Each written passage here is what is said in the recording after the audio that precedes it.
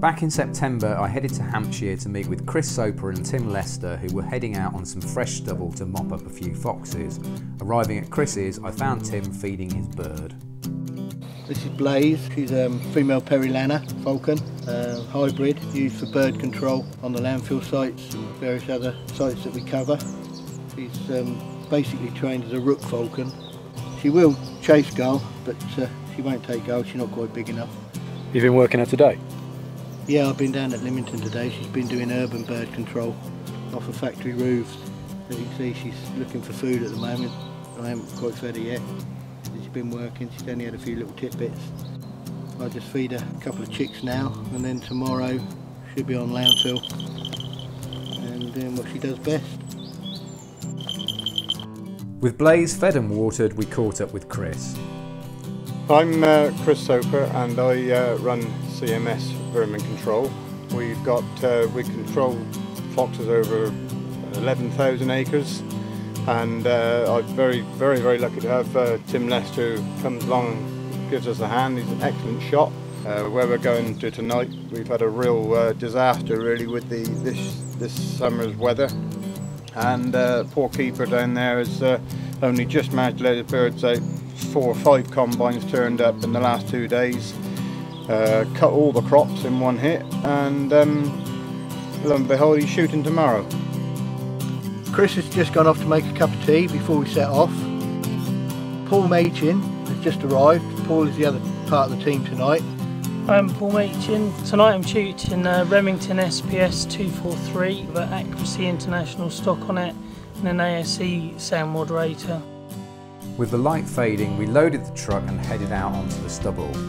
Chris driving and lamping with a green filtered light force, it wasn't long before he'd found us a set of eyes. With a positive ID and a good solid shooting position, Paul delivered a textbook shot. And fox number 1 was down.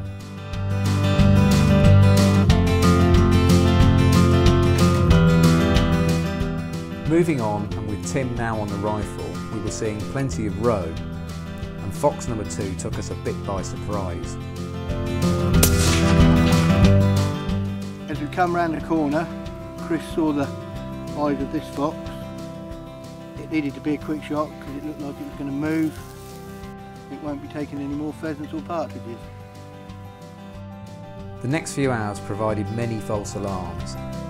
1 unshootable fox, dozens of roe, plenty of partridge, and a very friendly owl, but unfortunately no shootable foxes. So we've seen 3 foxes and shot 2 of them, which isn't too bad really. See any more than that, it starts to wind me up.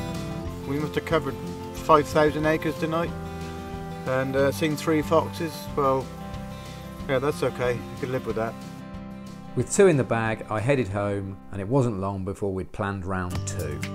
In November, Craig headed down and met up with Chris, Tim, Mark and George, and they wasted no time in getting out on the lamp. Still no shortage of roe then.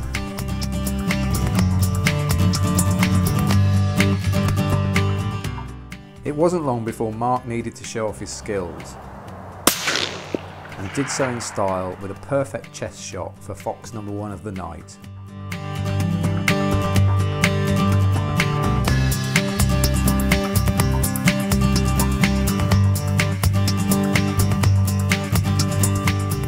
With Tim now on the rifle, it was only a matter of minutes before Chris found fox number 2.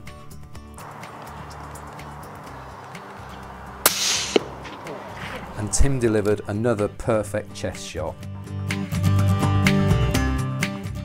We've just had our first brace, and we're in the next couple of hours now looking around the rest of the area and see what else we can see. It was now George's turn to bat, so the boys headed out onto some new ground. And once again, Chris didn't let them down, and nor did George. His infamous 243 AI hit home with an unquestionable, and the boys were 3 for 3. With a fox each in the bag, Chris suggested another field where he'd been seeing a fox, but to date hadn't managed to catch up with it. After a few minutes calling, fox number 4 showed itself, and Mark took the final shot of the night to bring the tally to 4.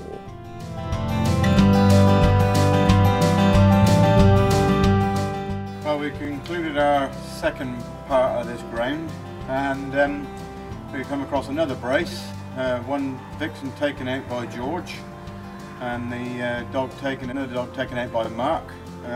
We've seen a couple of others, and one of them was unshootable, wasn't safe, and the other one wasn't having none of it. He didn't want to stop.